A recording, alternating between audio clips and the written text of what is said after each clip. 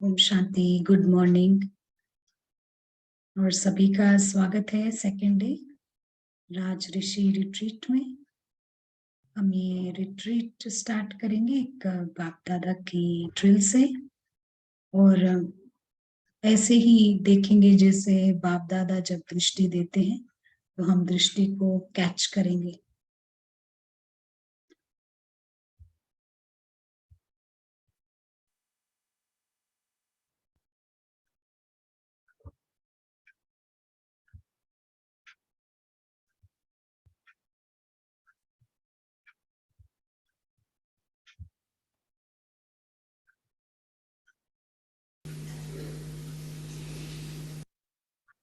राजा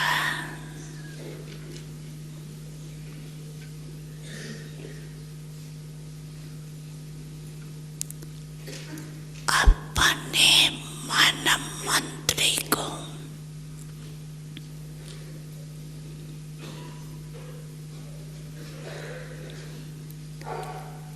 second में order कर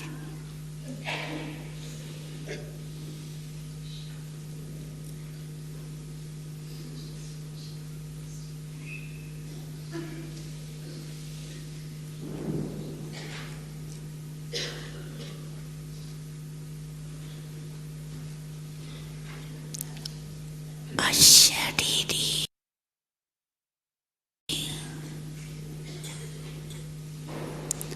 विदेही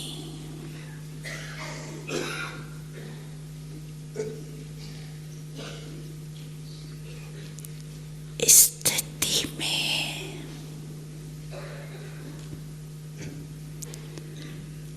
स्थित कर सकते हो।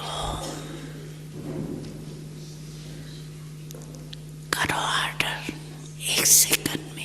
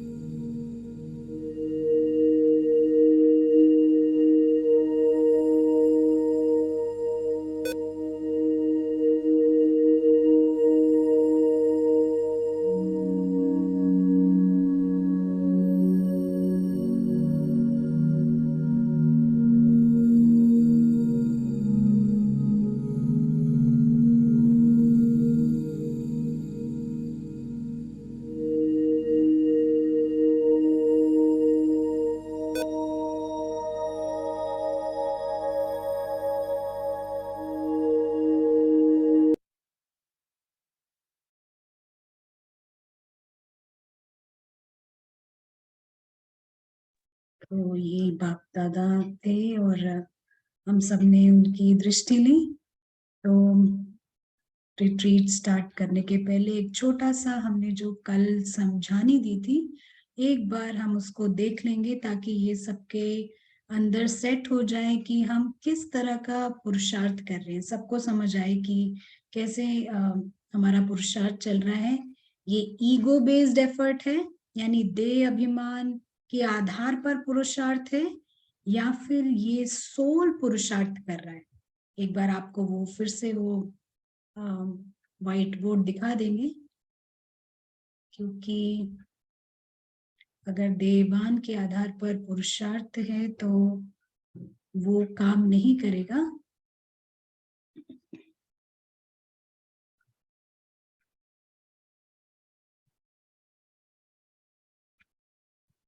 राइट, ये दिख रहा है सबको? तो कल हमने इस बात पे चर्चा की थी कि पहला स्टेप है जिसको हम इन तीनों प्रोसेस को हम अंग्रेजी में स्पिरिचुअल ट्रांसेंडेंस बोलते हैं, यानी आध्यात्मिक पारगमन। तो जो रियल पुरुषार्थ है वो ये है, थर्ड स्टेप का पुरुषार्थ।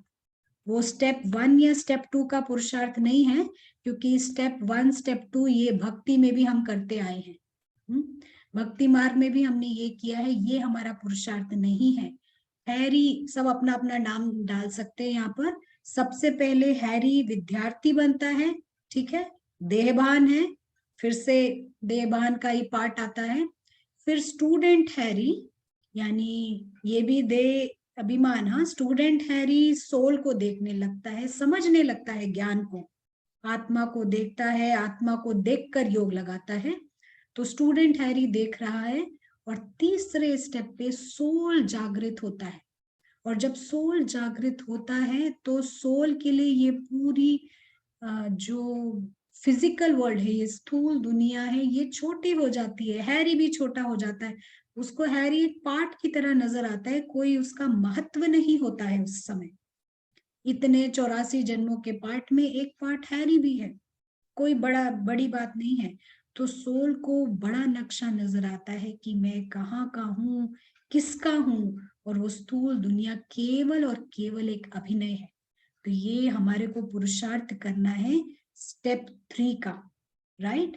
तो अभी ज्यादातर जो है हमारा समय ये स्टेप 2 में जाता है, यानी विद्यार्थी हैरी जो है सोल को देख रहा है, उसमें भी प्राप्तियां हैं, मना नहीं करते हैं, लेकिन सोल जागृत नहीं हुआ है। ये जो हम बात करते हैं अशरीरीपन का, और बाबा जो मुरलियों में बड़ी बड़ी प्राप्तियों की बात करते हैं, ये सोल के जागृत होने की प्राप्ति है। मैजिक ये करता है, मैजिक करता है थर्ड स्टेप, जादू ये थर्ड स्टेप करता है। नहीं तो जब तक हम स्टेप 2 पर है, यूजुअली क्या कहते हैं, बहन जी पुरुषार्थ तो कर रहे हैं, अभी भी थोड़ा गुस्सा आता है, अभी भी थोड़ा सा खाने की हबच होती है, अभी भी ये है वो है। वो इसलिए क्योंकि ईगो इन सबको परे नहीं कर सकता है। अल्पकाल के लिए थोड़ा बहुत आपको फायदा जरूर होगा, लेकिन इन संस्कारों को, कड़े संस्कारों को हटाने के लिए सोल को जागृत होना होता है। हम यहाँ रोकते हैं, किसी का कोई प्रश्न है या कोई कुछ पूछना चाहेगा तो आप जरूर पूछ सकते हैं, हैंड रेस कीजिएगा, नहीं तो क्लैश हो जाती है आवाजें, या आप टाइप भी कर सकते हैं। आप कैमरे में आएंगे तो हमारे को आपको देखकर ही पता चल जाएगा कि आपको समझ आया है या नहीं आया है। जो जो आ सकते हैं वो जरूर आए।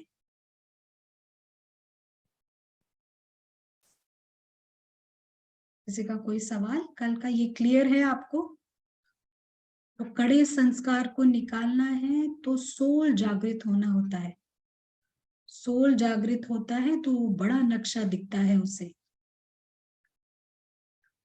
देखिए हम जब स्कूल में थे ना, तो एक हम टीचर्स ऐसा कहती थी, कई बार हमको लगता है कि अगर हम कोई सवाल पूछे, वो कोई सिली सवाल या बेतुका सवाल तो नहीं है, तो हमारे टीचर क्या बोलते थे कि आज आपको हाथ उठाने में वो अगर सिली सवाल, बेतुका सवाल लग रहा है, अगर आप वो आज नहीं पूछेंगे तो जीवन भर आप सिली रह जाएंगे।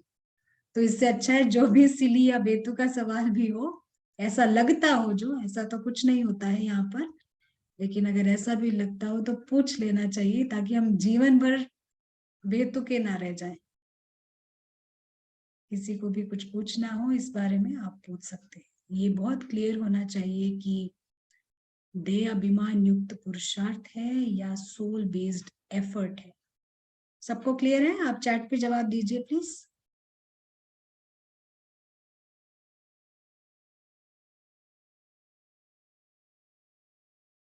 पूनम बहन का एक सवाल है, अंजू बहन को क्लियर है जी। हाँ जी पूनम बहन बात हाँ कीजिए। दीदी, कभी कभी ऐसा बोला जाता है ना कि आप जब खाना खा रहे हैं तो आप ये समझिए कि सोल बॉडी को खाना खिला रही है। तो उस समय आप जो अभी आप बात कर रहे थे कि सोल जागृत होने की, तो यही ऐसा ही सोचना है हमें? वहां पे हम ज्ञान यूज करेंगे, वहां पर हम ज्ञान यूज करके कि एज अ ट्रस्टी हम इस शरीर को खाना खिला रहे हैं। देखिए मैं जो इनसाइड हूं, मुझे तो हवा की भी जरूरत नहीं है, ऑक्सीजन की भी जरूरत नहीं है। एज अ ट्रस्टी हम इस शरीर को बाबा का शरीर समझते हैं, वही खिलाएंगे और उतना ही खिलाएंगे जितना इसको जरूरत है, इसको पर्याप्त है। तो हम ऐसा समझ कर जब हम ज्ञान को अप्लाई करके खाते हैं तो तब नहीं होगा। और ये जो हम बोल रहे हैं ये एफर्ट, ये आप जब बैठ के करें तब इसको करें प्रैक्टिस। बाकी समय में ये अपने आप काम करेगा, बाकी समय में ज्ञान यूज करके आइए। लेकिन बैठते टाइम सोल जागृत है या नहीं, ये थोड़ा चेकिंग कीजिएगा। हम उस बारे में और भी बताएंगे, और भी स्पष्टता होगी, लेकिन शुरू के लिए आप ऐसे कीजिएगा। एक सवाल भी आया है, हाँ बोलिए उमा बहन। पूनम बहन आपको क्लियर है, आप बता सकते हैं, बोलिए उमा बहन। ओम शांति। ओम शांति। सोल जागृत होता है, परंतु ये स्थिति ज्यादा टाइम नहीं रहती, फिर नाटक में आती है तो माया आती है और फिर स्थिति बिगड़ती है। फिर ये स्थिति आने में देर लगती है, वो खेल चलता रहता है। जी बहुत ही स्लिपरी स्थिति है, बहुत ही सूक्ष्म स्थिति है।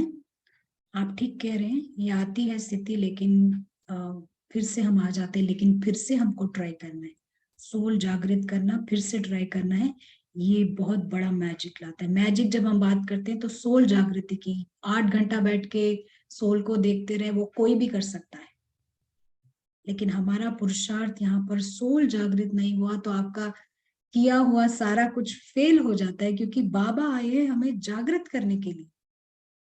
बाकी सब हमने भक्ति मार्ग में भी किया है, अब ये है कि हम असली प्रभु को जानकर करते हैं, लेकिन भक्ति का कोई एलिमेंट ना हो यहाँ पर। तो इसीलिए आप जो कह रहे हैं बिल्कुल ठीक है, लेकिन फिर से हमको वही करना है। तो अगर हम प्रैक्टिस करेंगे तो प्रैक्टिस से क्या नहीं हो सकता है उमा बहन, क्या नहीं हो सकता प्रैक्टिस से? बाबा भी कई बार बोलते हैं प्रैक्टिस से बहुत कुछ हो सकता है।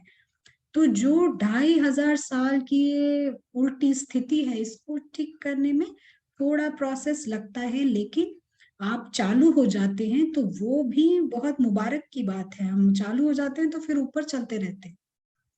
ठीक है उमा बहन, और राम के साथ रहिए हर समय, तो बार बार स्थिति में आना भी आसान हो जाएगा। राम से के टास्क से, उसकी उनकी जॉब से थोड़ा सा दूसरी तरफ पलटी मारेंगे तो थोड़ा दिक्कत होता है फिर से आने में, लेकिन डटे रहिए इस मार्ग पर।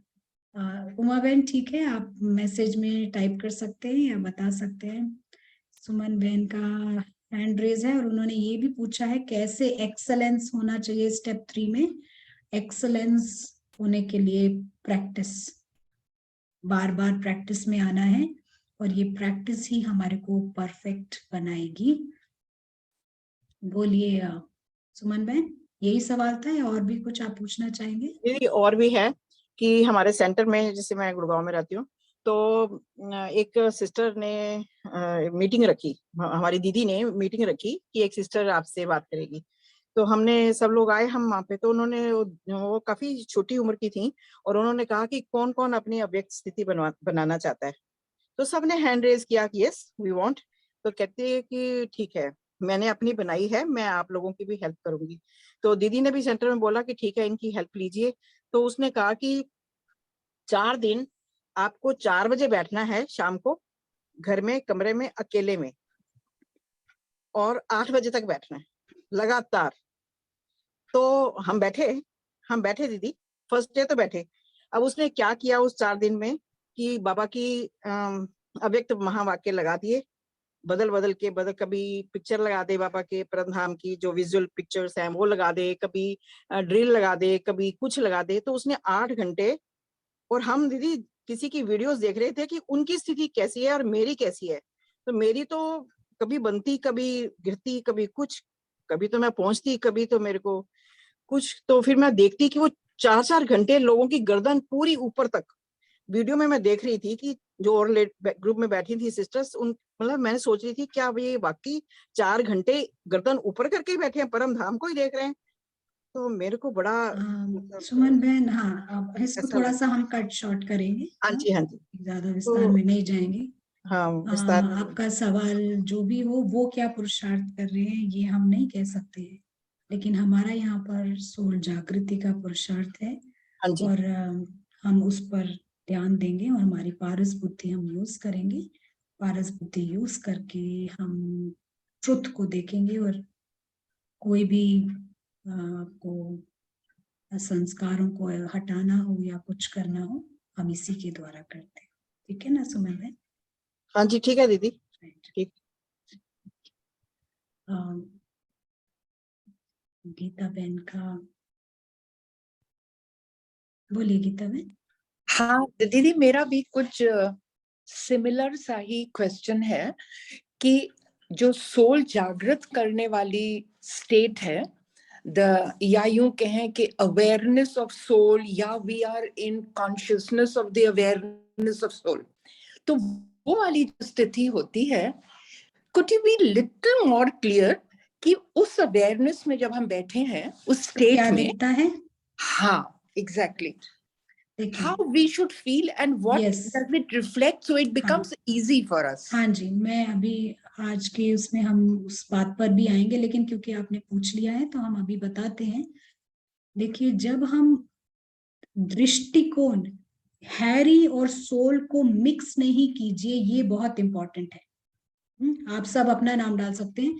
हैरी और सोल को मिक्स मत कीजिए। सोल अलग है, हैरी अलग है, अखिला अलग है, सोल अलग है। इसकी मिक्सिंग ना हो, इस पर है। और जब हम सोल कॉन्शियस स्टेज में हम ऊपर, वो हमारे को वो एनवायरमेंट मिलता है जागृत होने का। इसीलिए हम परम धाम में योग लगाते हैं, राइट? योग तो यहाँ पर भी लगाते हैं, यहाँ पर भी हम जागृत होके देख सकते हैं, लेकिन हम वहां पर, क्योंकि वो एनवायरमेंट हमें मिलता है, जब हम देखते हैं सारे पॉइंट्स हैं, मोस्ट ब्यूटीफुल वर्ल्ड है, गॉड का वर्ल्ड है, वहां कुछ चिंता करने का नहीं, सोल जागृत हो जाता है कि ये मेरी वर्ल्ड है। वो जैसे नाइटमेयर से बाहर निकलता है जब सोल कॉन्शियस होता है। आप सुनिए, जब सोल कॉन्शियस होता है तो वो उसको समझ आता है वो परफॉर्मेंस है नीचे, और वो ड्रामा उसको इनसिग्निफिकेंट, अनइम्पॉर्टेंट दिखाई देगा, उसको इम्पोर्टेंट नहीं लगेगा। उसको अखिला का पार्ट भी लगेगा अच्छा, one of the parts, but not important, ऐसा फील होगा उसको। वो बिगर मैप देखता है और समझ आता है उसकी जीवन तो बिल्कुल परे है। अब तक वो उधर जी रहा था जो कि वो इम्पोर्टेंट ही नहीं है, जो कुछ नहीं है। तो वो आपको इंडिपेंडेंस फील होगा, सबसे first independence from the story, उन सेकंड्स और मिनट्स के लिए वो इंडिपेंडेंस फील होगा। वो छोटा लगेगा वर्ल्ड, वो पार्ट भी छोटा लगेगा, और जो कुछ घटित हो रहा है परफॉर्मेंस, ऐसा फील होगा।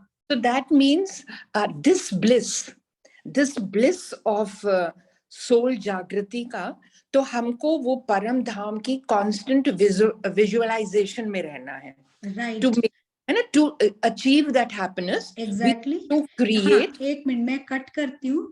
हाँ, क्योंकि जैसे कि इस वर्ल्ड के अंदर हमको देवान का एनवायरनमेंट मिलता है, सोल कॉन्शियस वाला भी देवान ही हो जाएगा। हाँ, ऐसे ही उधर हमको सोल को कॉन्शियस करने का एक एनवायरनमेंट मिलता है, जब उनका हम पूरी तरह विजुअलाइज करते हैं। ठीक है गीता बहन? Thank you. यस, क्लियर है? तो हाँ, इससे हमको ना, this is what I wanted to know, कि this facilitates enhancing of our state, है ना, सोल वाला। Okay, thank you. एग्जैक्टली। देखिए, कई एनवायरमेंट होता है कि आप किसी पार्टी में जा रहे हैं, लौकिक पार्टी में, आप कितना सोल कॉन्शियस होके जाएं, तुरंत आपको वो उस माहौल में आप भी देहभान में आ जाते हैं।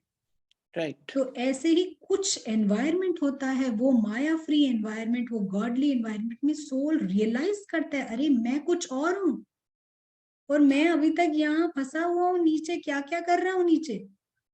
तो वो जागृत होता है उन सेकंड्स, उन मिनट्स में आप जीरो बॉन्डेज होते हैं, जीरो बंधायमान, जीरो बंधन, और उन सेकंड्स मिनट्स में आपका इनर पावर अनलॉक होता है। ओके, और वो काम करता है जब आप ड्रामा में भी होते हैं। राइट, क्लियर है यस, ना? राइट। हाँ, thank you, thank you. Gita बहन, थैंक यू। निर्मला बहन ने सवाल किया है, गुस्सा बहुत ज्यादा आता है। देखिए अगर ईगो बेस्ड एफर्ट होगा ना तो आप बात कर सकते हैं निर्मला बहन। गुस्सा हटाने के लिए सोल जागृत होएगा तो गुस्सा नहीं आएगा। बोलिए निर्मला बहन, आप अनम्यूट कर सकते हैं। मैं फील कर ली।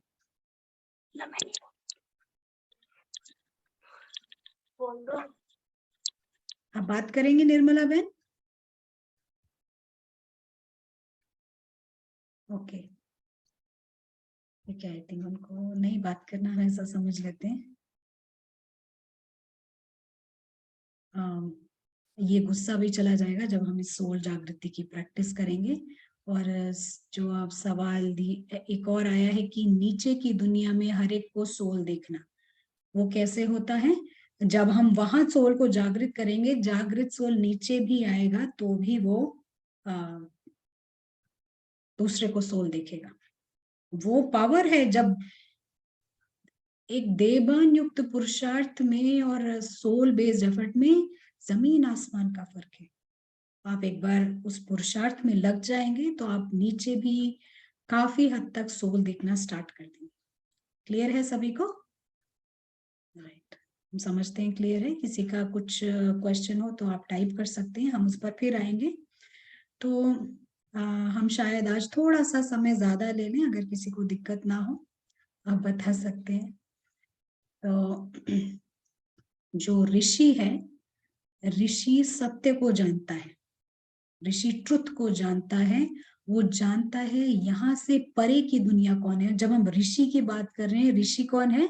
सोल है। अखिला कभी ऋषि नहीं बन सकती। ओके, तो ऋषि सोल की बात कर रहे हैं। तो जो सोल जब वो सत्य को जानता है, ऋषि सत्य को जानता है, परे की दुनिया को जानता है, उसमें पावर होती है कि दूसरे को भी फॉल्सहुड, झूठ से बाहर निकाले। लेकिन जो देहभान होता है, देह अभिमानी या देहभान जिसे बोलते हैं, बॉडी कॉन्शियसनेस, उसको इस दुनिया के अंदर की चीजें बहुत ही इम्पोर्टेंट लगती है। यहाँ का सक्सेस में, प्रमोशन में उसको बहुत अच्छा लगता है, लेकिन ये सक्सेस जो है दुखों के ट्रैप में होता है, जाल में ये ट्रैप करता है और अंततः दुख की ओर लेकर जाता है। तो राज ऋषि का जो हस्तक्षेप होता है वो भगवान के जैसा होता है, इंटरवेंशन। वो किसी भी चीज में इंटरवीन करेगा, अपना हस्तक्षेप करेगा, उसका भगवान के जैसा होता है। और राइट मॉडल जो है राज ऋषि का, हर चीज के लिए एक आइडल होता है ना, ये हमारे आइडल है, ये हमारे आइडल है। राज ऋषि का जो आइडल है, जो राइट मॉडल है, हम कहेंगे वो भगवान खुद है।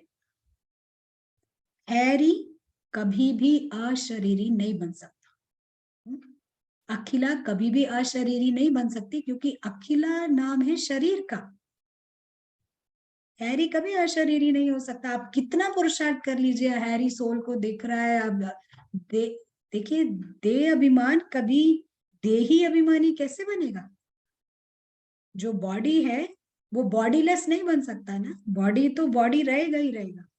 कौन बॉडीलेस बनेगा? सोल बॉडीलेस बनेगा। आपको ये पॉइंट समझ आई? आप बता सकते हैं। तो ये हमारा पुरुषार्थ होता है बॉडीलेस बनने का। तो हैरी तो अशरीरी नहीं बन पाएगा। तो ऋषि जो है वो दूसरों के लिए होता है। ऋषि के पास विजडम होती है, वो दूसरों के लिए होता है और दूसरों को स्वर्ग का रास्ता दिखाता है और वहां से बाहर निकालता है। अभी तक की पॉइंट क्लियर है? आप बता सकते हैं। अगर किसी को क्लियर नहीं हो तो आप बोल सकते हैं।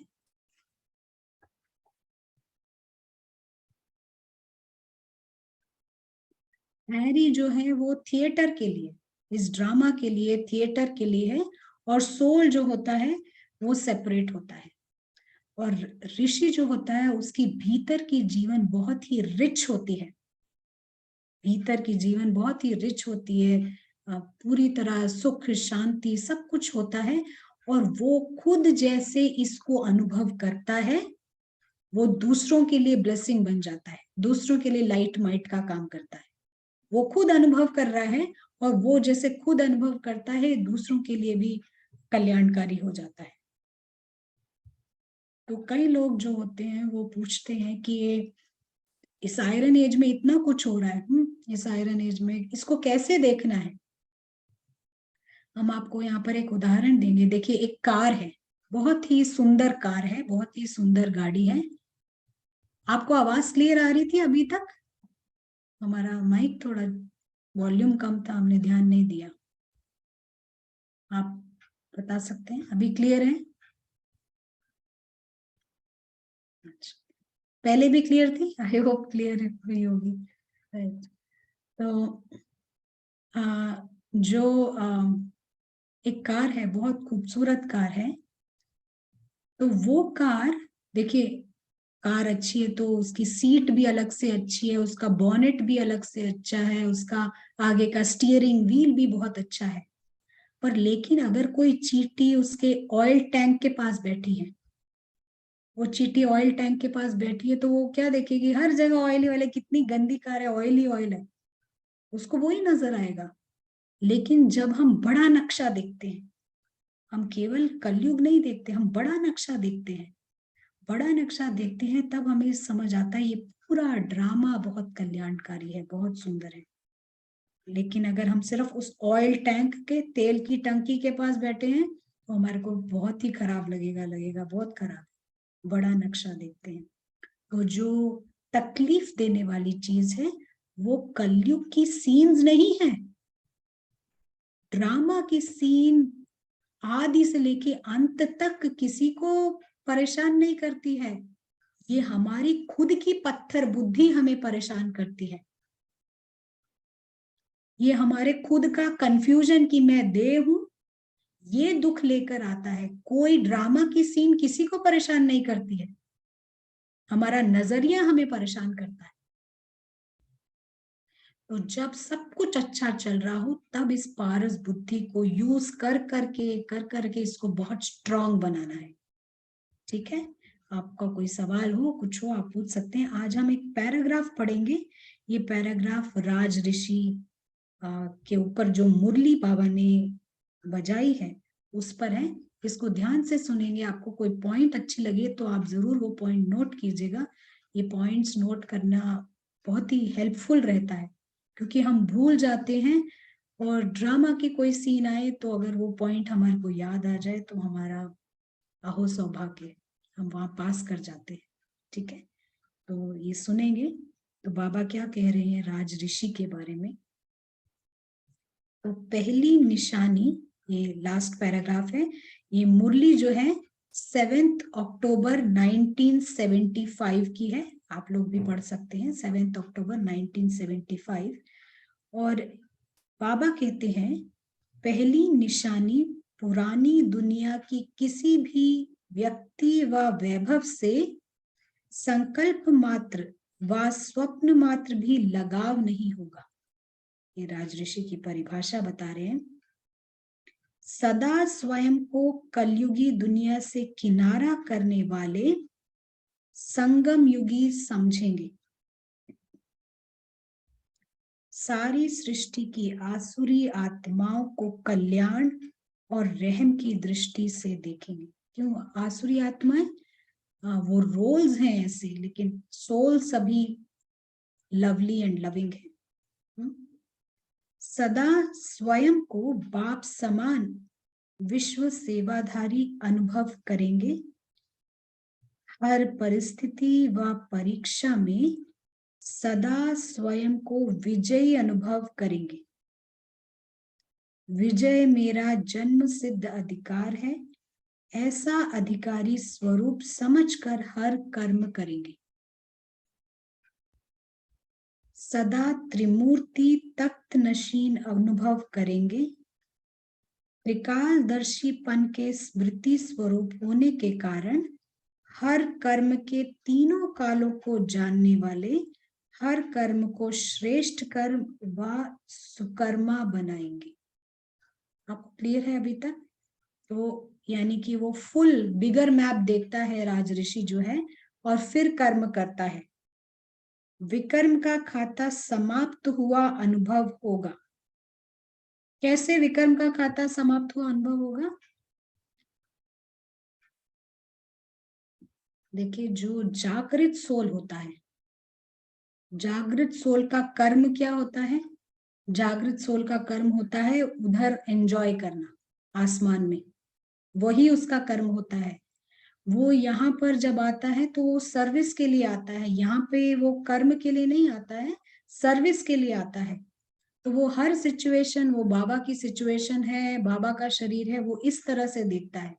तो अगर कोई भी कर्म भोगना ही भी होती है ना, कोई बॉडीली पेन आता है, कोई तकलीफ आती है, वो भी वो इसी नजर से देखता है उसका। या इस दुनिया में कोई जागृत सोल का इस दुनिया में कोई कर्म नहीं होता।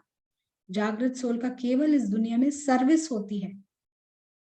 उसका कर्म होता है उस रूहानी उत्सव में भाग लेना, वही उसका श्रेष्ठ कर्म होता है। तो आपको समझ आ रहा होगा? आप टाइप करके बता सकते हैं अगर कोई पॉइंट नहीं समझ आई हो। तो बाबा बोलते हैं, हर कार्य हर संकल्प सिद्ध हुआ ही पड़ा है, ऐसा सदा अनुभव करेंगे। पुराने संस्कार और स्वभाव से उपराम अनुभव करेंगे। सदा साक्षीपन की सीट पर स्वयं को सेट हुआ अनुभव करेंगे। यह है निशानियां भी और निशाना भी। निशानियां भी ये है और निशाना भी ये है। यानी जो कर्मातीत अवस्था है, निशाना वो है हमारा, लेकिन राज ऋषि बनकर हम उस निशाने तक पहुंचते हैं। तो ऐसे को कहा जाता है राज ऋषि। समझ आया सबको? ऐसे को कहा जाता है राज ऋषि। और फिर बाबा कहते हैं कि एक और छोटा सा पैराग्राफ है, आप टाइप कर सकते हैं, सबको ये बात समझ आए। तो आज बाप दादा राज ऋषियों की सभा देख रहे हैं। तो यहाँ जितने भी बैठे हैं ये सब राज ऋषि हैं, ट्रेनी एंजल्स। अपने को सदा राज ऋषि समझते हुए चलते हो? बाबा पूछ रहे हैं। एक तरफ राज्य, दूसरी तरफ ऋषि। एक तरफ आप राजा हैं अपने मन बुद्धि के, दूसरी तरफ आप ऋषि हैं, त्यागी हैं, बेहद का त्याग। और बेहद का त्याग होने के बाद भी आप सत्य को जानते हैं, भगवान को जानते हैं, आपके पास हाईएस्ट समझ है, मोस्ट लर्नड, ऊंची, सबसे ऊंची क्वालिफिकेशन। दोनों के लक्षण अलग अलग हैं, राजा के भी और ऋषि के भी। वह है भाग्य, वह है त्याग, वह है सर्व अधिकारी, और वह फिर ऋषि अर्थात बेहद के वैरागी। सर्व अधिकारी और बेहद के वैरागी, वह सर्व का प्यारा और वह सबसे न्यारा। दोनों ही लक्षण बोल और कर्म में सदा साथ साथ दिखाई देते हैं। माना राजा का क्वालिफिकेशन यानी राजा का टाइटल और ऋषि का टाइटल दोनों साथ साथ काम करता है। वर्तमान स्वराज्य अर्थात स्व का इन सर्व कर्मेंद्रियों पर राज्य, इसको कहते हैं स्वराज्य, और वही है भविष्य का डबल राज्य अधिकारी। तो जितना राज्य का नशा उतना ही बेहद का वैराग अर्थात ऋषि रूप सदा स्मृति में रहता है। दोनों का बैलेंस है। माना ऋषि जो है डैंगलिंग नहीं करता। डैंगलिंग समझते हैं कि इस दुनिया में भी लटका हुआ है, थोड़ा उधर भी लटका हुआ है, बीच में लटक रहा है। डैंगलिंग नहीं करता है, वो एक तरफ रहता है। तो बाबा पूछ रहे हैं या अभी भी ये पुरानी देह और दुनिया अपनी तरफ आकर्षित करती है? यह कब्रिस्तान अनुभव होता है, बाबा कड़ा शब्द यूज करें, कब्रिस्तान अनुभव होता है, सभी मूर्छित हुई आत्माएं नजर आती हैं या सिर्फ कहने मात्र है? बाबा पूछ रहे हैं यहाँ सब मूर्छित हैं, आपको ऐसा नजर आता है या सिर्फ कहने के लिए आप कह रहे हैं कि हाँ ऐसा नजर आ रहा है? तो ये सब मरे पड़े हैं अर्थात कब्रिस्तान है। जब तक वह अनुभव ना होगा तो बेहद के वैरागी नहीं बन सकेंगे। देखिए बाबा कई बार ड्रामा यूज करते हैं, गुड़ियों का खेल है, और कभी ऐसे कड़े शब्द कब्रिस्तान, क्यों ऐसा कड़ा शब्द क्यों यूज करते हैं बाबा, आप बता सकते हैं?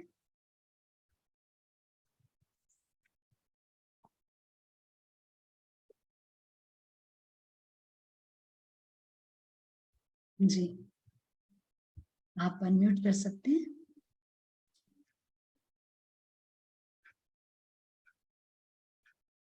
हाँ सृष्टि मणि बहना, अब हाँ एक जवाब आया है, वैराग्य आ जाए। राइट, नहीं तो हम डैंगल करते रहते हैं। बिल्कुल, हेट्रेड हो वैरागी हो, क्योंकि नहीं तो हमारे को आदत है ना, नीचे भी जाते हैं ऊपर भी जाते हैं, ऐसा करते रहते हैं। कब्रिस्तान बोलते हैं ताकि हम एक डिस्टेंस बना के रखें इससे। तो कई बार सॉफ्टर वर्ड्स, बाबा सॉफ्ट शब्द यूज करते हैं, ड्रामा है ऐसा है, पर जब देखते हैं कि बच्चे समझ नहीं रहे हैं क्या बात कर रहे हैं, उनका मीनिंग क्या है, तो बाबा फिर एक कड़ा शब्द कब्रिस्तान यूज करते हैं, क्योंकि ऋषि को पता है ये दुनिया कुछ भी ऑफर नहीं कर सकती है। क्या ऑफर करेगी, क्या है इस दुनिया के पास ऑफर करने के लिए? खुशी नहीं है, सुख नहीं है, चीजों में सार नहीं है, कुछ भी कौड़ी मूल्य नहीं है। जो आज बड़ा वंडरफुल लगता है वही कल दुख देने लगता है, कुछ भी नहीं है। तो बाबा इसको हमारे को रियलाइज कराना चाहते हैं, यहाँ कुछ है नहीं है। जवाब आ रहे हैं, बुद्धि योग हट जाए। राइट, सारे सारे करेक्ट जवाब है, बिल्कुल एक्यूरेट जवाब दिए हैं। बाबा कड़ा शब्द यूज करते हैं कि हट जाए, और 4 लाइन और है इसमें, हम वो भी पढ़ेंगे। तो बाबा बोल रहे हैं कि आज की दुनिया में भी हद के वैरागी जंगल में या शमशान में जाते, इसलिए ही गायन है शमशानी वैराग्य। तो जब तक यह दुनिया शमशान है, ऐसा अनुभव नहीं होगा, तो सदाकाल का बेहद का वैराग्य यह अनुभव कैसे होगा? तो बाबा बोल रहे हैं कि जो आपने जवाब दिए वही बाबा का भी जवाब है, बिल्कुल बुद्धि की लाइन क्लियर है। जितना कब्रिस्तान अनुभव होगा उतना ही परिस्तान सामने दिखाई देगा। ठीक है, तो बाबा बोल रहे हैं ऐसे निश्चय बुद्धि वैराग्य के साथ साथ अधिकार की खुशी में भी रहेंगे, तो राज ऋषि बनने के लिए जितना ही राज्य का नशा, उतना ही बेहद के वैराग्य के नजारे दोनों ही साथ साथ अनुभव होंगे। कब्रिस्तान एक तरफ दिखाई देगा, दूसरी तरफ परिस्तान। त्याग के साथ साथ भाग्य भी स्पष्ट सामने दिखाई देगा। संपूर्ण राज ऋषि की स्थिति अर्थात नशा और निशाने दोनों ही स्पष्ट होंगे। आप लोगों को क्लियर है? आप कुछ पूछना चाहेंगे?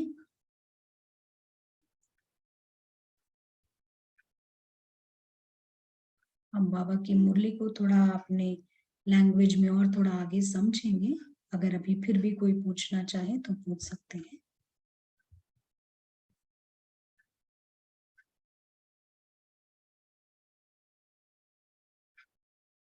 चलिए हम आगे बढ़ते हैं। तो जो पारस, जो पत्थर बुद्धि होगा, उसके लिए ये दुनिया बहुत ही हैवी हो जाती है। पत्थर बुद्धि वाले के लिए ये दुनिया बहुत ही हैवी होती है, जो क्योंकि वो लॉक्ड है इस दुनिया के अंदर, वो उसके ऊपर सोच ही नहीं सकता है, बिल्कुल लॉक्ड है। लेकिन जो पारस बुद्धि है वो क्या करता है, पारस बुद्धि के लिए यहाँ केवल एक परफॉर्मेंस है, स्क्रिप्टेड है, ना कोई मृत्यु को प्राप्त होता है ना कोई जन्म रहा है।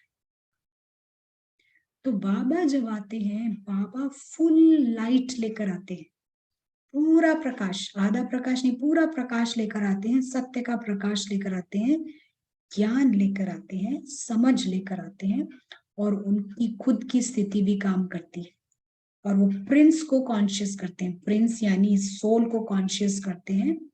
जब ये सोल कॉन्शियस होता है तब उसे समझ आता है उसकी दुनिया यहाँ से तो परे है। जैसे कोई डरावने सपने से बाहर निकल गया,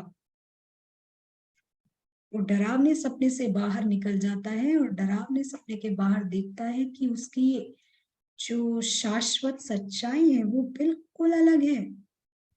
उसके पास एक एटर्नल हेवन है, एक फैमिली है, एक परिवार है जहाँ सुख ही सुख है, वो उसकी दुनिया है। और फिर यही सोल जो भीतर की जो लाइफ है उसकी रिच हो जाती है, तुरंत रियलाइजेशन आने पे रिच हो जाती है भीतर की लाइफ, और यही सोल जो है ये गोल्डन एज में भी कंटिन्यू करता है। ये जिसके भीतर की इतनी रिच लाइफ है वही सोल गोल्डन एज में भी कंटिन्यू करता है। इसलिए बाबा कह रहे हैं एक तरफ कब्रिस्तान दिखाई देता है और दूसरी तरफ परिस्तान दिखाई देता है।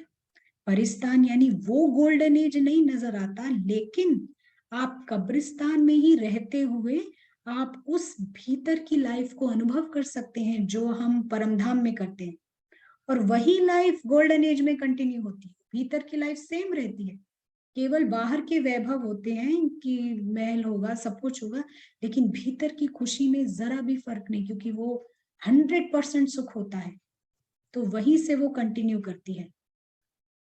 आप समझ रहे हैं हम क्या बात कर रहे हैं? तो बाबा कह रहे हैं तो एक तरफ आप कब्रिस्तान में हैं, देख रहे हैं कब्रिस्तान, और दूसरी तरफ आप वो परिस्तान भी महसूस कर रहे हैं। तो आपको ये कब्रिस्तान डिस्टर्ब नहीं करेगा, आप यहाँ रहकर भी आपको ये जरा भी डिस्टर्ब नहीं करेगा कब्रिस्तान। आप बड़े आराम से यहाँ रहते हैं, जैसे कि जो लास्ट एपिसोड चल रहा है आपको पता चल रहा है। और देखिए कभी भी कोई ड्रामा में भी लास्ट एपिसोड होता है ना, तो लोग पहले से ही उठ के जाने की तैयारी करना शुरू कर देते हैं।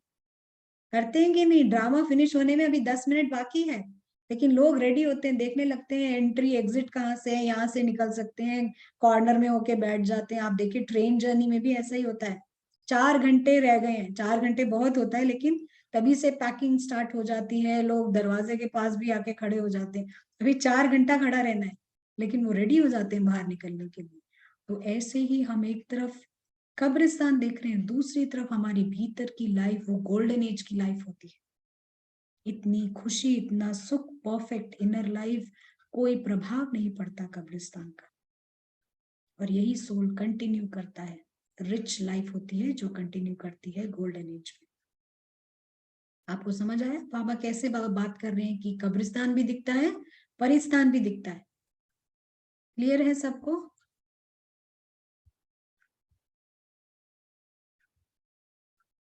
चैट पे टाइप कर सकते हैं।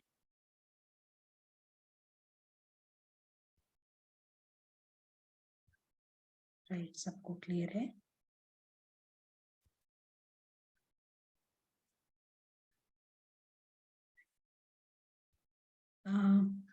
वॉइस नहीं आ रही है अंशुमन, मे बी आपको अपने उधर आपको चेक करना होगा शायद। आई थिंक बाकी सब सुन पा रहे हैं, तो प्रोबेबली आप एक बार लॉग इन लॉग आउट कर सकते हैं। राइट, क्लियर है? तो बाबा इस कॉन्टेक्स्ट में कहते हैं कि दोनों तरफ नजारे हमारे को नजर आते हैं। तो चलिए हम ऋषि के बारे में कुछ और समझते हैं। ऋषि यानी कौन? ये ऋषि जब हम बात करते हैं तो सोल की बात कर रहे हैं, हम अपनी रियल आई की बात कर रहे हैं। जो ऋषि होता है सबसे पहले वो त्यागी होता है।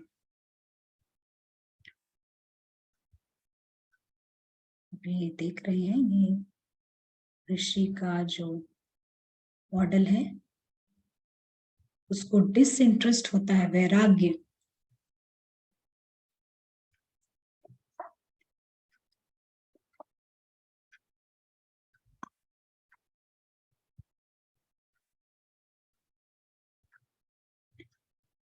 वैराग्य है उसके पास, और विजडम जो है सबसे बड़ा पार्ट है। विजडम यानी समझ, ज्ञान, ज्ञान की समझ, और ये बहुत बड़ा पार्ट है विजडम का। उसके पास जो है प्रेम होता है, मर्सी, रहम दिल होता है, और वो कल्याणकारी होता है। और भगवान को जानने की उसके पास अथॉरिटी होती है, उसके जैसी अथॉरिटी किसी के पास नहीं होती है। ऋषि जानता है भगवान को, और उसके साथ का रिलेशन उसका स्ट्रांग होता है। तो एक तरफ वो त्यागी है, वैरागी है, लेकिन समझ है उसके पास, प्रेम है, और भगवान को वो अच्छे से जानता है। तो ये उसकी क्वालिफिकेशन है। और यहाँ पे कोई कुछ ऐड करना चाहेंगे, अगर कोई किसी को कुछ समझ नहीं आया हो। और जो राजा है, राजा किसका बनेंगे हम? पहले माइंड का राजा। माइंड पे हमको रूल करना है। रावण भी माइंड को यूज करता है। ठीक है, आंखें देखती हैं, कान सुनते हैं, लेकिन कौन उसको इंटरप्रेट कर रहा है, कौन उसका विश्लेषण कर रहा है, कौन उसका मतलब निकाल रहा है, वो इम्पोर्टेंट है। ये सोल मतलब निकाल रहा है या रावण मतलब निकाल रहा है? क्योंकि बाय डिफॉल्ट रावण इस्तेमाल करता है मन का 24 घंटा। कैसे पता चलेगा कि रावण इस्तेमाल कर रहा है? कोई दुख नहीं है, मान लीजिए आपको कोई दुख भी नहीं है, आप चुपचाप आराम से बैठे हैं, लेकिन हम कह रहे हैं कि वो रावण इस्तेमाल कर रहा है। आप कैसे मानेंगे कि ये रावण है? क्या निशानी है कि रावण इस्तेमाल कर रहा है? ठीक है, यूजुअली कहते हैं कि रावण इस्तेमाल कर रहा है यानी कोई दुख होगा, किसी चीज में परेशान होगी। हम कह रहे हैं आपको कोई परेशानी नहीं है, कोई बैड फीलिंग भी नहीं है, आप आराम से बैठे, अनकंफर्टेबल भी नहीं है। कैसे पता चले रावण इस्तेमाल कर रहा है? पता होना चाहिए ना कौन यूज कर रहा है हमारे दिमाग को। कुछ सोच भटक रही है, हम कह रहे हैं सोच नहीं भटक रही है, मल्टीपल थॉट्स भी नहीं है, अननेसेसरी स्टफ सोच रहे हैं। नहीं, आप जरूरी स्टफ ही सोच रहे हैं, खाना बनाना ये वो कर रहे हैं। जी, जवाब है राम के साथ नहीं है। राइट, ये भी करेक्ट जवाब है। बाबा को बोले तो रावण आए। जी, देखिए कैसे पता चले रावण यूज कर रहे हैं। हम कह रहे हैं कि कोई दुख नहीं, आप आराम से बैठे, शांति से बैठे हैं आप, लेकिन फिर भी रावण यूज कर रहा है। कैसे कि रावण जो है उसके थॉट्स जो हैं इस दुनिया के अंदर होंगे, इससे बाहर नहीं जा सकते। हो सकता है आप चुप बैठे हो, शांत बैठे हो, दुख भी ना हो, सूक्ष्म में वो इस दुनिया के कब्रिस्तान के अंदर के थॉट्स हैं, इसके बाहर के नहीं है। उधर के तो नहीं है बिल्कुल भी, उधर के नहीं है तो इधर के ही हैं। कई लोग बोलते हैं ना लौकिक में हमारे को कोई तकलीफ नहीं, आराम से बैठे रहते हैं, बिल्कुल शांति से, सुख से, कोई तकलीफ नहीं होती है, लेकिन वो रावण के ही थॉट्स हैं। संतुष्टता भी है हम कह रहे हैं, लेकिन फिर भी वो रावण है, क्योंकि कब्रिस्तान के अंदर की संतुष्टता भी हो सकती है, वो भी चेक करिए। कब्रिस्तान के अंदर की संतुष्टता हो सकती है वो। तो आपके पास आपकी फैमिली है,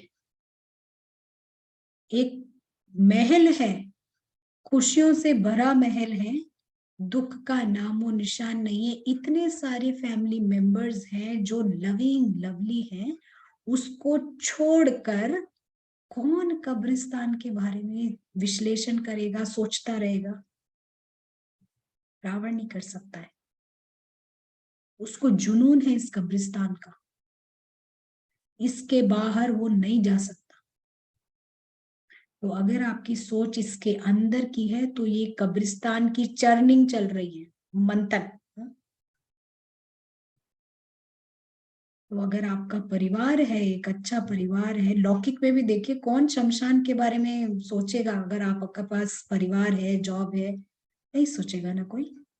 तो ऐसे ही यहाँ पर भी अगर मन उस रूहानी उत्सव में नहीं है तो वो कब्रिस्तान की चर्निंग चल रही है। इसको चेक कीजिए। जरूरी नहीं आप दुखी हो या परेशान हो, हम कह रहे हैं आप खुश बैठे हैं लेकिन फिर भी रावण यूज कर रहा है, क्योंकि वो कब्रिस्तान के अंदर का दिमाग है। तो ये आपका चेक करना है। तो जब प्रिंस कॉन्शियस हो जाता है, प्रिंस कॉन्शियस हो जाता है, खेल बदल जाता है बिल्कुल। समझ आता है ये दुनिया हमारी नहीं है। और जब वो कॉन्शियस होता है और वो जैसे अनुभव करता है, ये दूसरों के लिए भी कल्याणकारी हो जाता है, उनका भी इधर आना आसान बना देता है।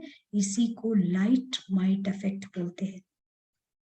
जब आप उधर हैं, उसको अनुभव कर रहे हैं, ये दूसरों के लिए भी ब्लेसिंग बन जाता है। दूसरे भी बहुत आसानी से यहाँ पर आ सकते हैं। आप लोगों को समझ आया? और ये कंट्रीब्यूट करता है हाईएस्ट कर्म में। हाईएस्ट कर्म होता है। ऐसा लगेगा कुछ नहीं कर रहे हैं, हम तो खुद ही एंजॉय कर रहे हैं वहां पर, तो हमारी ये एंजॉयमेंट हमारा हाईएस्ट कर्म बना रही है। देखिए कितना वंडरफुल है। आप एंजॉय कर रहे हैं और हाईएस्ट कर्म ऑटोमेटिक बन रहा है। इससे इजी कुछ नहीं है। एंजॉय करते करते कर्म हो रहा है। नहीं तो कितने पापड़ बेलने पड़ते हैं हाईएस्ट कर्म करने के लिए, लौकिक में या फिर जिनको ये पूरी तरह अगर ज्ञान नहीं भी हो तो भी। तो यहाँ आप खुद उस सेलेस्टियल सेलिब्रेशन में हैं, आप एंजॉय कर रहे हैं, सेलिब्रेट कर रहे हैं। और आपकी ये सेलिब्रेशन आपका जमा का खाता बनाए जा रही है, बनाए जा रही है कि नहीं? वंडरफुल बात। आपको केवल उधर पार्टिसिपेट करना है। आपको पार्टी मनाने के लिए आपको अविनाशी धन प्राप्त हो रहा है कि नहीं? वंडरफुल बात। ये मैजिक ये है। हम यहाँ रुकते हैं। कोई ऐड करना चाहेंगे?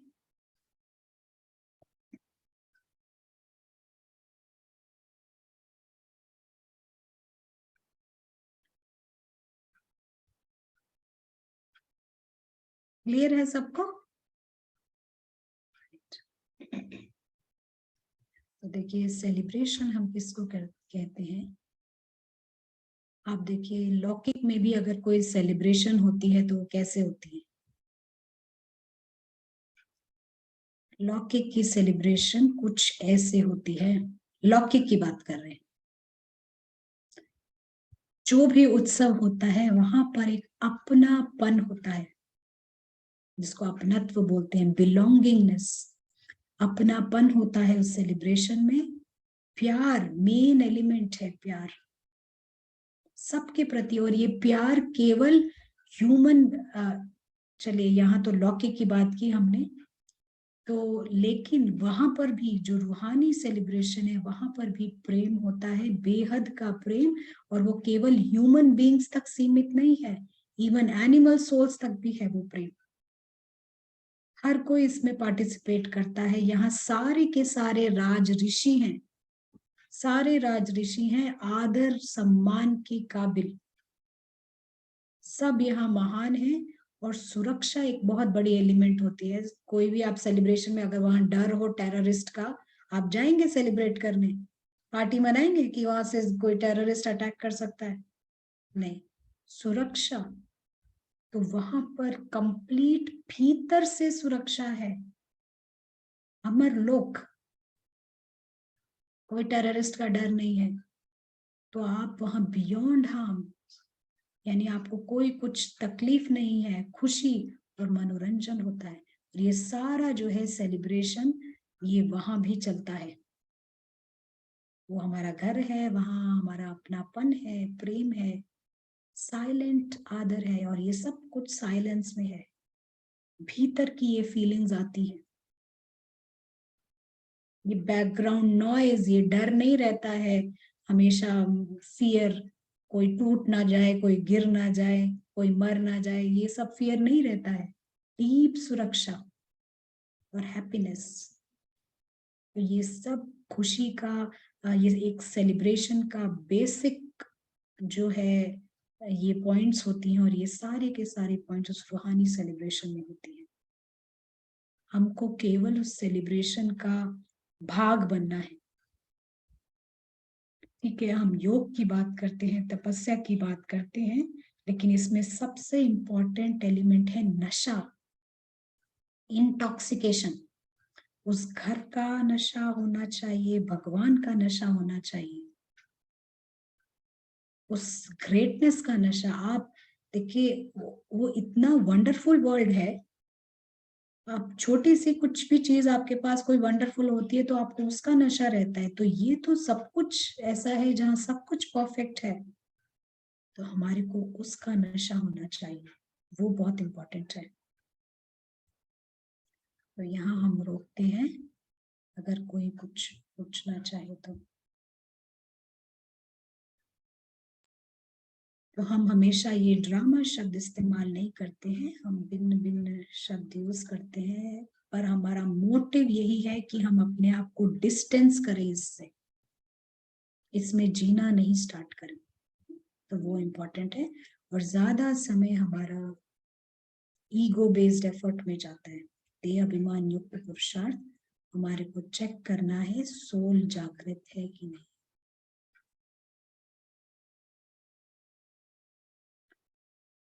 किसी को कुछ ऐड करना हो यहाँ पर?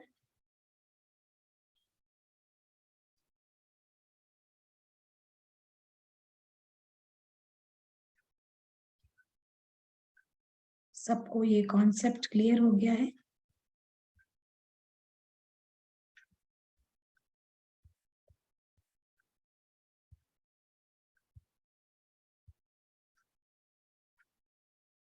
जवाब आ रहे हैं इससे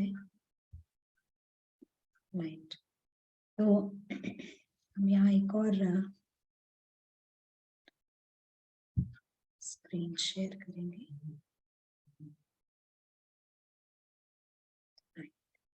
तो ये ज्ञान समझना बहुत इम्पोर्टेंट है ताकि हमारा योग परफेक्ट हो। जैसे हमने कल भी कहा था, ज्ञान को बाबा से अलग नहीं कर सकते।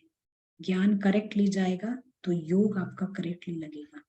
एक स्क्रीन हम शेयर करेंगे। तो हम कैसे, हमारा लक्ष्य है उस कर्मातीत अवस्था को पाने का, तो कैसे हम पाते हैं उस अवस्था को, हम अभी देखते हैं।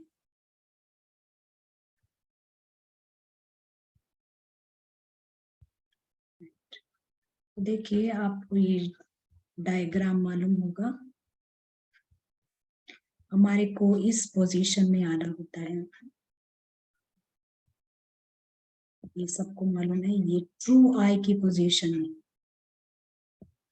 ठीक है, ये कर्मातीत अवस्था है, ये सोल कॉन्शियस अवस्था है, कंप्लीट अवस्था, जब हम इस पोजीशन में आना चाहते हैं, जो बाबा कई बार कहते हैं कि शायद आज के मुरली में भी है, कर्मातीत अवस्था को पाने का पुरुषार्थ। तो हम जो ये पुरुषार्थ करते हैं उसमें क्या होता है, हम देखेंगे कि अभी जो हमारे माइंड की सेट है, यहाँ पर ये छोटा सा आई है, और बाकी सारे जो है यहाँ पर बहुत सारे ईगोज है, देह अभिमान है, कोई छोटा कोई बड़ा, ये बहुत सारे यहाँ पर है। तो जब सोल जागृत होता है, जब सोल जागृत होता है तो ठीक है, हम ये इस पोजीशन में नहीं आ जाते। 1 सेकंड का खेल करेक्ट है, 1 सेकंड के खेल में हम कर्मातीत नहीं हो जाते, लेकिन जैसे ये सोल जागृत होता है तो इसका दायरा मन के अंदर यहाँ बढ़ना स्टार्ट करता है। ये धीरे धीरे ये सोल कॉन्शियस पोजीशन यहाँ हम लेने लगते हैं, तो धीरे धीरे ये जितने भी ये ईगोज हैं ये हटते चले जाते हैं। एक बार कॉन्शियस होते हैं, थोड़ा ईगो जाता है, फिर हम प्रैक्टिस करते हैं, फिर ईगो जाता है। तो ऐसे करते करते ये सारे जो है ये आईज हमारे निकल जाते हैं, और ये होता है सोल जागृति पे। नहीं तो क्या होता है, जो संस्कार, अगर ईगो बेस्ड पुरुषार्थ है, जो संस्कार आपने हटाया वो संस्कार फिर आ जाता है। हाँ, गुस्सा हट गया पर फिर उसके आने की संभावना होती है, क्योंकि सोल जागृत नहीं हुआ। देह अभिमान युक्त पर, देह अभिमान गुस्सा कैसे हटाएगा, वो देह है ना, देह खुद को अशरीरी नहीं बना सकता है, तो ये पूरा ये कवर करके हर बार जब हम करते हैं तो हमारे एक एक आई यहाँ से निकलते जाते हैं, ब्लैक कलर के आईज जो होते हैं। तो ये इस तरह से होता है। आप कोई पूछ सकते हैं अगर किसी का कोई सवाल हो तो। आपको क्लियर है? हर बार जब सोल कॉन्शियस होता है तो ये देह अभिमान कटता चला जाता है। आप टाइप कर सकते हैं।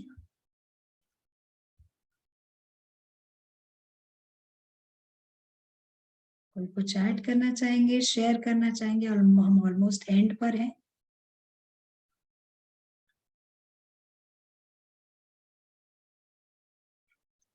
अब आ रही हैं, क्लियर है? कोई शेयरिंग करेंगे? किसी का इस तरह का पुरुषार्थ रहा और उसके इफेक्ट आपको मिले हो?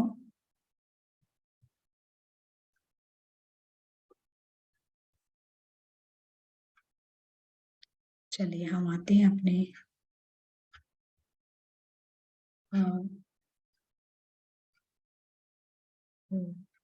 आप मुरली की बात कर रहे हैं? ओ ये राज ऋषि का फिकर। ओके, आप इस की बात कर रहे हैं, ये वाले आई की, या प्रोबेबली इसकी बात कर रहे हैं? ये वाला आपको शेयरिंग चाहिए था?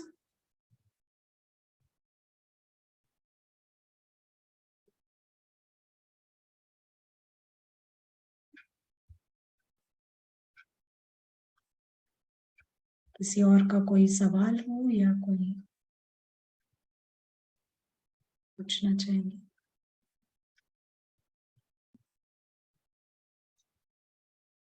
तो जब आप अपनी प्रैक्टिस करें, ये जरूर चेक कीजिए कि सोल जागृत है या हैरी। दृष्टिकोण अलग होगा सोल का और हैरी का दृष्टिकोण अलग होगा। इन दोनों को मिक्स मत कीजिए, नहीं मिक्स करना बहुत इंपॉर्टेंट है। हैरी थिएटर के लिए है, उसका जो रोल है वो करेगा, लेकिन सोल अलग है। हम उसकी प्रैक्टिस अभी करेंगे। तो चलिए हम एक प्रैक्टिस पे चलते हैं। हम इस शेयरिंग को हटा देते हैं अभी, आपने अगर नोट किया हो तो।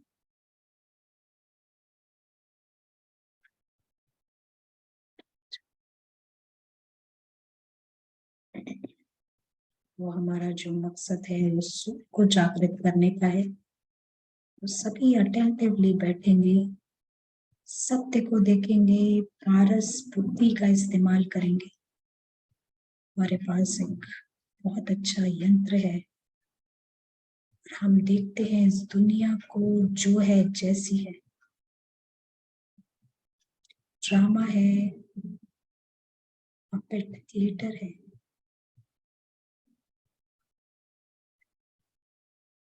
यहाँ पर सोल्स एक्ट कर रही हैं।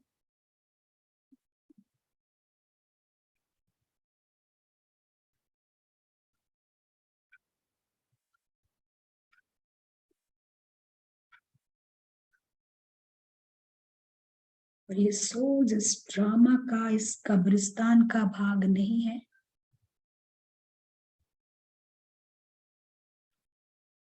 उनकी दुनिया यहाँ से परे है। तो जैसे ये जूम कॉल चल रही है, जैसे अभी यहाँ सारे इस रिट्रीट में पार्टिसिपेट कर रहे हैं, ये रिट्रीट अपनी स्क्रिप्ट अनुसार चलता है और सोल जो है अपने घर पहुंच जाता है।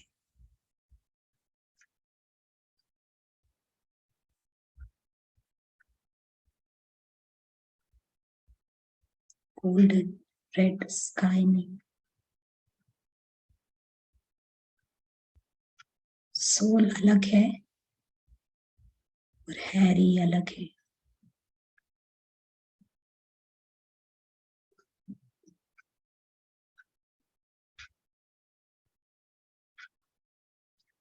सोल की वहां फैमिली है।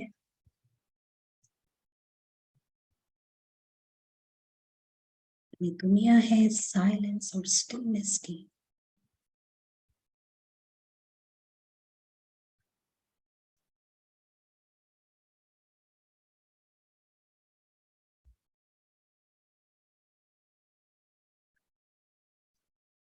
यहाँ है true family, true father, true treasures, खजाने, सच्चा सेल्फ। सोल जैसे जागृत हो जाता है, उसकी दुनिया बिल्कुल अलग है। जैसे कि वो सपने से जागा, एक नाइटमेयर से।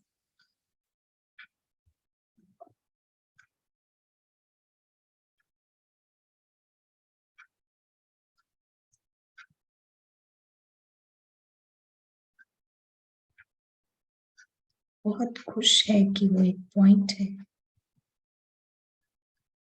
अपने आप को किसी रोल के साथ वो आइडेंटिफाई नहीं करता। हैरी है, अकेला है, ठीक है, एक पार्ट है, इससे ज्यादा कुछ नहीं।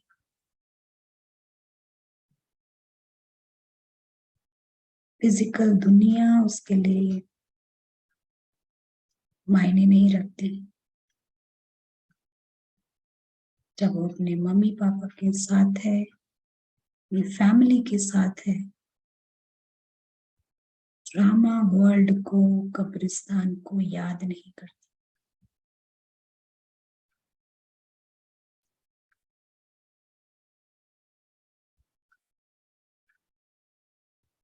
उसे समझ आता है वो बिल्कुल फ्री है, कोई बंधन नहीं है उसके पास।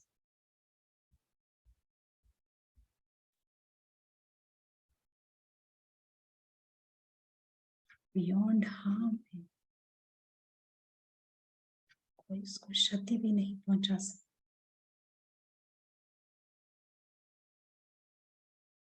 वो अकेला के पहले से ही था और बाद में भी एग्जिस्ट करेगा। इमॉर्टल है, अमर है।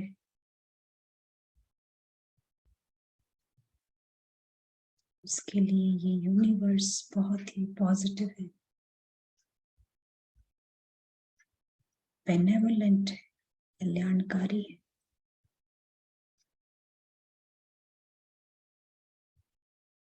उसकी दुनिया भगवान के साथ की है, यही उसका कर्म है। जैसे वो यहाँ एंजॉय करता है,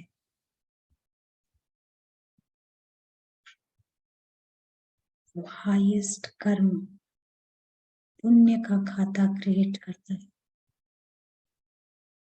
पूरी तरह से वो जागृत है। वो फिजिकल दुनिया उसके लिए इम्पोर्टेंट नहीं है, और ना ही उसका वो रोल।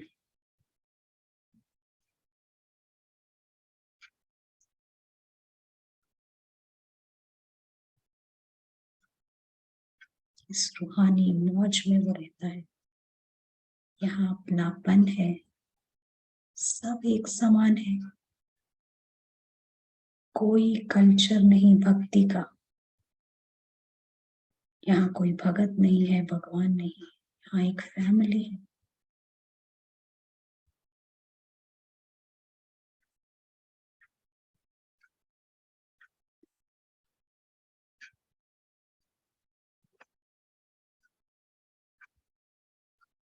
ये वर्ल्ड है रिच, यहाँ साइलेंस है।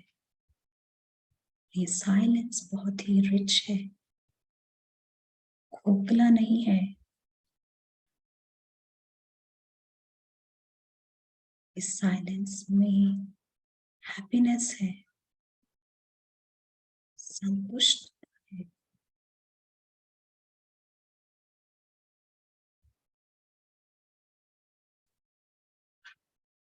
सिक्योरिटी है, सम्मान है, सराहना है, सब कुछ गुप्त, साइलेंटली।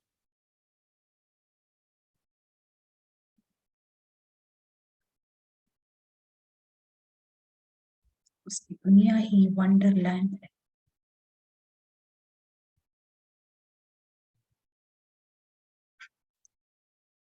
जैसे हम इस यात्रा को जारी रखते हैं, हम याद रखते हैं हम सभी का ये सुंदर सत्य है।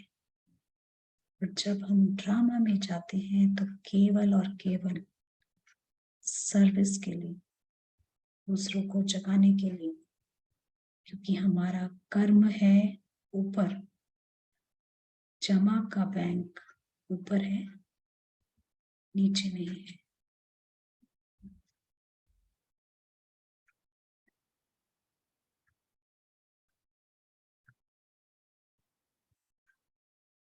तो हम याद रखेंगे कि रावण की पार्टी नहीं ज्वाइन करनी है, हमको राम की पार्टी ज्वाइन करनी है।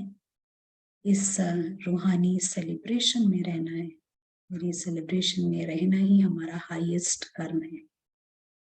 एक बार बाबा ने ये भी कहा था कि अगर भक्ति भी करते हैं तो आप उड़ नहीं सकते। भक्ति में रावण का एलिमेंट होता है। तो यहाँ पर है डिवाइन और रॉयल सेलिब्रेशन, और सब इनवाइटेड हैं। हम यहाँ पर खत्म करेंगे एक बाप दादा की ड्रिल के साथ में। अगर उसके पहले कोई कुछ ऐड करना चाहे तो कर सकते।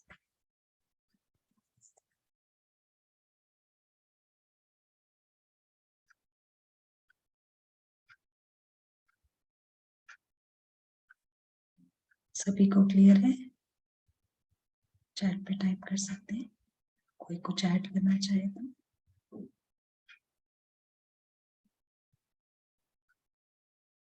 राइट, हम समझते हैं सबको क्लियर हो गया है।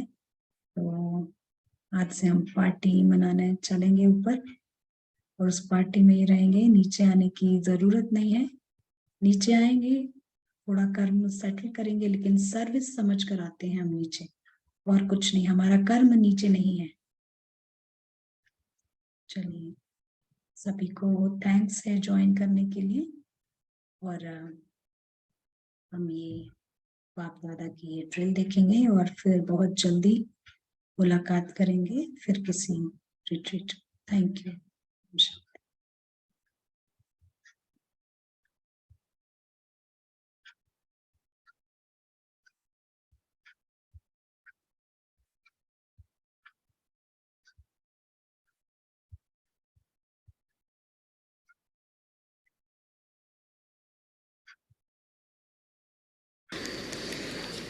अभी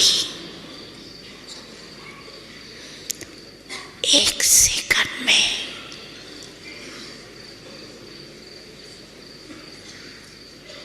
एकदम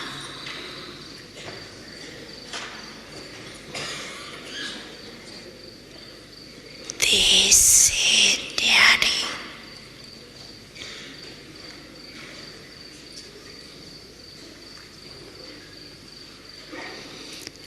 पावरफुल आत्मक रूप में